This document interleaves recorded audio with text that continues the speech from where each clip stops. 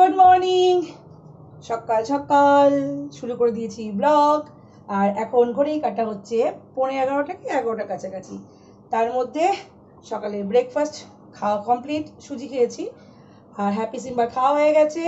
আর এখান দিয়ে দু জায়গায় ভাত বসিয়েও দিয়েছি, কারণ আমার আবার 12টায় ক্লাস আছে।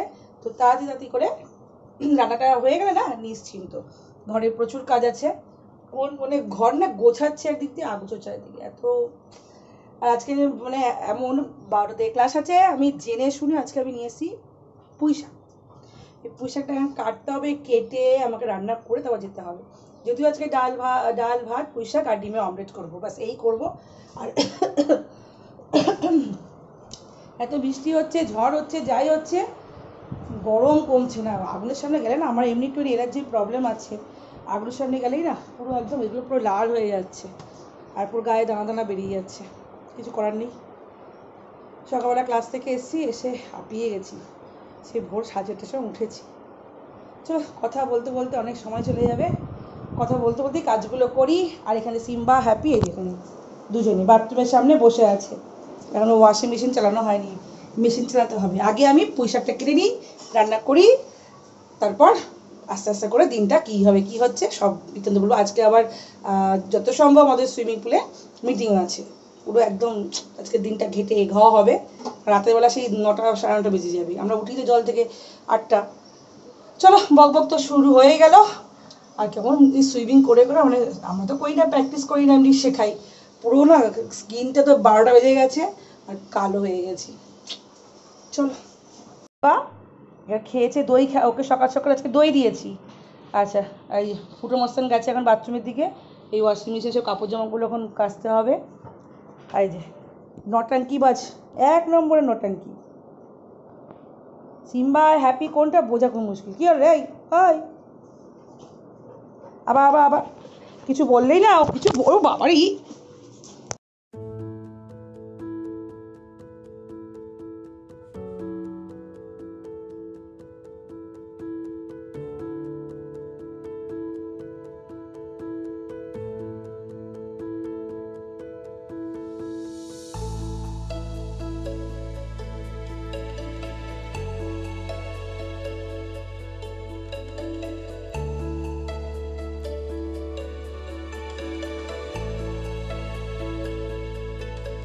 তো এখন বেজে গেছে 12:10 আর আমি চলে এসেছি ক্লাসেতে।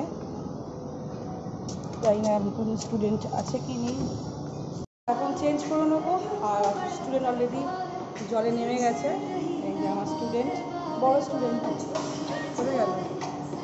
তো চলো ক্লাসটা করে নিই, করে তারপর আর বাড়িতে রান্না বান্না সব করা মোটামুটি হয়ে গেছে, শুধু ডিম নিয়ে যাবো অমলেট করার জন্য। চলো ক্লাস করে নিই, তারপর ঠাকুর ঠাকুর পড়ে যাবে। এই তোদের বাড়িতে গেছিল,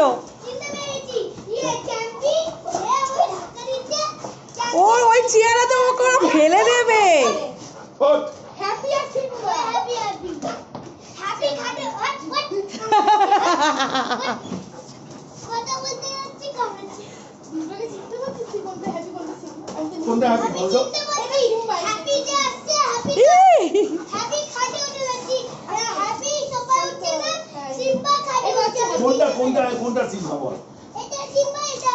কোনটা?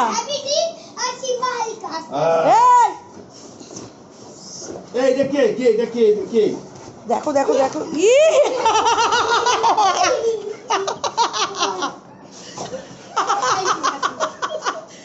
বাবা আরে ওর পেছনটা পুরো পেছলা।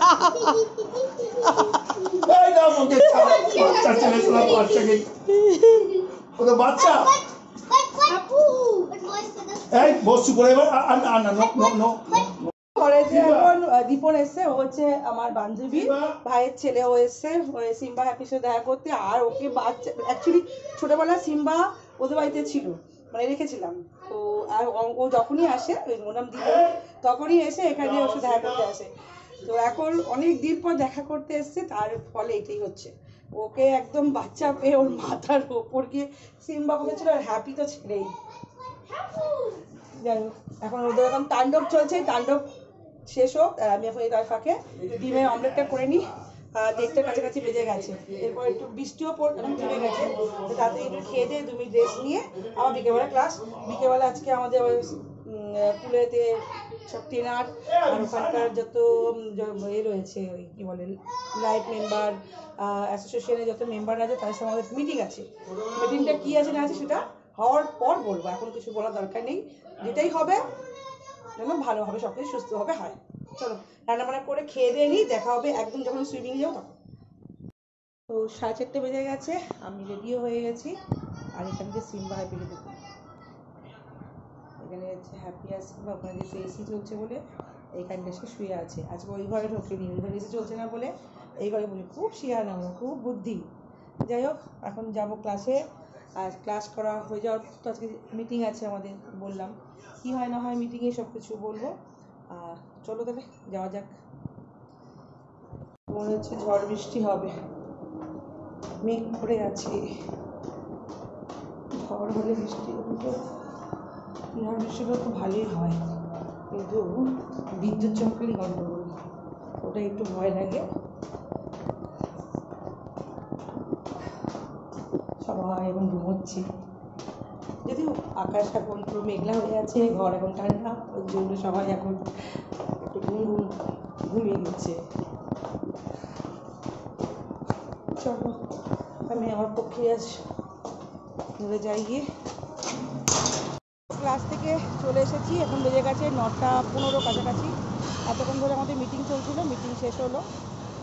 আর মিটিংয়ে কী হয়েছে না হয়েছে পরে সেটা বাড়ি থেকে বলছি। আর এখন চলে এসেছি এখানে রুটি নিতে, রুটি নেবো, নিয়ে তার বাড়ি যাবো, কারণ এখন রাত হয়ে গেছে। এখন আর বাড়ি থেকে রুটি করতে একটু ইচ্ছে হচ্ছে, আবার 4:30 উঠতে হবে। তো চলো রুটিটা নিয়ে নিই তারপর। ও বাড়ি চলে এসেছি, চেঞ্জও করে নিয়েছি, আর বাড়িতে এসে একটা সারপ্রাইজ পেলাম। কি সারপ্রাইজ জানেন তো?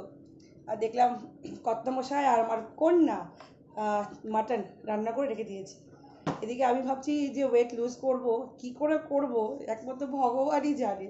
কিছুতেই কিছু হবে না, মানে আমি এদিক দিয়ে সকাল থেকে ভেজ খাচ্ছি, ঠিকভাবে মেনটেন করছি, আর এরা রাতেরবেলায় এসে মাটন না তো চিকেন, নিশ্চয় চিকেন স্টু করে খাওয়া যায়, আর মাংসটা রান্না করে রেখে দিয়েছে। আমি তো রুটি কিনে নিয়ে এসেছি, চলুন মাংসটা মানে কেমন রান্না করি সেটা একবার দেখিয়ে দিই তবে আজকে ভিডিওটাকে এন্ড করে দেবো।